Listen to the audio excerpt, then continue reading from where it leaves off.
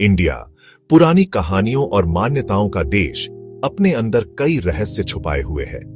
इनमें से एक है पाताल गंगा, एक रहस्यमयी नदी जो हमारी दुनिया के नीचे बहती है, आम नजरों से छिपी हुई।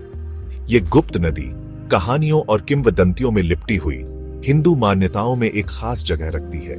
ये सिर्फ पानी की नदी नहीं है, बल्कि एक प्रतीक है, एक विचार जो श्रद्धा, भक्ति और दिखाई देने वाले और न दिखाई देने वाले लोग के जुड़ाव की बात करता है। पाताल गंगा सिर्फ एक जगह का नाम नहीं है, ये एक गहरी आध्यात्मिक सच्चाई है।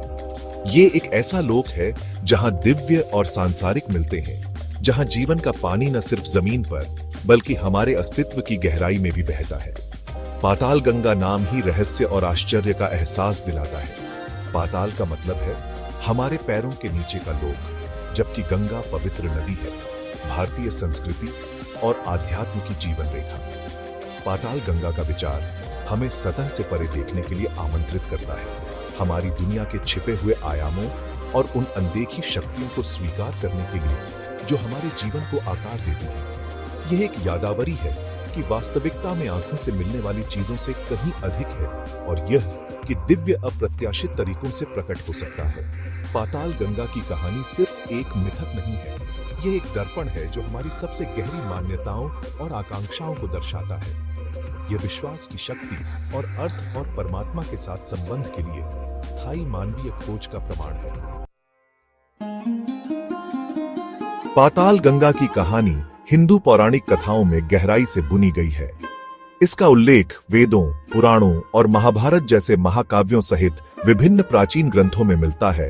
हर एक किंवदंती में अर्थ की अपनी परत जोड़ता है। इन कहानियों में पाताल गंगा को अक्सर स्वर्गीय गंगा, स्वर्ग से उतरने वाली नदी के दर्पण प्रतिबिंब के रूप में दर्शाया गया है।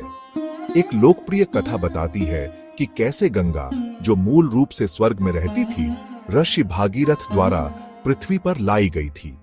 असाधारण भक्ति के इस कार्य को भागीरथ की अपने पूर्वजों की आत्माओं को मुक्त करने की इच्छा ने प्रेरित किया था, जिन्हें राख के रूप में भटकने का श्राप दिया गया था। गंगा का अवतरण एक प्रलयकारी घटना थी। इसकी शक्तिशाली धाराएं पृथ्वी को जलमग्न करने की धमकी दे रही थी। इस दिव्य शक्ति को नियंत्रित करने के लिए भगवान शिव, विध्वंसक और पुनर्स्थापक, ने हस्तक्षेप किया, गंगा को अपने सिर पर ग्रहण किया और धीरे धीरे उसे पृथ्वी पर छोड़ा। हालांकि कहानी यहीं खत्म नहीं होती है। ऐसा माना जाता है कि गंगा के पानी का एक हिस्सा नीचे की ओर बहता हुआ पाताल में रिस गया और पाताल गंगा बन गया। यह भूमिगत नदी अपने दिव्य समकक्ष को प्रतिबिंबित करते हुए पाताल लोक में जीवन और पवित्रता लाई। भागीरथ की तपस्या और गंगा के अवतरण की कहानी, जो सतह के ऊपर और नीचे दोनों ओर बहती है, एक शक्तिशाली रूपक है।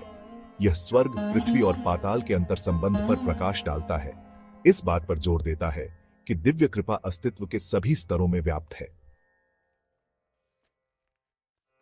पाताल गंगा की अवधारणा केवल मिथकों और किंवदंतियों तक ही सीमित नहीं है।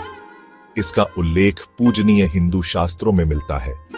हिंदू धर्म के सबसे पुराने पवित्र ग्रंथ वेद पृथ्वी की सतह के नीचे बहने वाली नदियों की उपस्थिति की ओर इशारा करते हुए भूमिगत जल के अस्तित्व की ओर संकेत करते हैं। पुराण, प्राचीन हिंदू ग्रंथों का एक विशाल संग्रह पाताल गंगा के बारे में अधिक विस्तृत विवरण प्रदान करते हैं। ये ग्रंथ पाताल को एक बहुस्तरीय क्षेत्र के रूप में वर्णित करते हैं, जिसमें पाताल गंगा अपने सबसे निचले स्तर से बहती है, इस भूमिगत दुनिया को पोषण और शुद्ध करती है। उदाहरण के लिए विष्णु पुराण पाताल गंगा को अपार आध्यात्मिक शक्ति की नदी के रूप में वर्णित करता है, जो पापों को धोने और मुक्ति प्रदान करने में सक्षम है। युद्ध और धर्म की महाकाव्य कथा महाभारत भी पाताल गंगा का उल्लेख करती है। महाकाव्य में इसका उल्लेख नागों, सर्प देवताओं के पाताल लोक के राज्य से होकर बहने वाली एक पवित्र नदी के रूप में किया गया है। नागों, जिन्हें छिपे हुए खजानों और प्राचीन ज्ञान के संरक्षक माना जाता है, को पाताल गंगा के पास निवास करने के लिए कहा जाता है और नदी की रहस्यमय आभा को बढ़ाते हैं। ये शास्त्रीय संदर्भ, जबकि अक्सर संक्षिप्त और प्रतीकात्मक होते हैं, पाताल गंगा की अवधारणा को महत्व देते हैं। हिंदू ब्रह्मांड विज्ञान में इसके स्थान को मजबूत करते हैं। वे ब्रह्मांड की प्राचीन समझ में झलकियां पेश करते हैं। जहां दृश्य और अदृश्य दुनिया जटिल रूप से जुड़ी हुई है और जहां पाताल लोक भी दिव्य उपस्थिति से रहित नहीं है।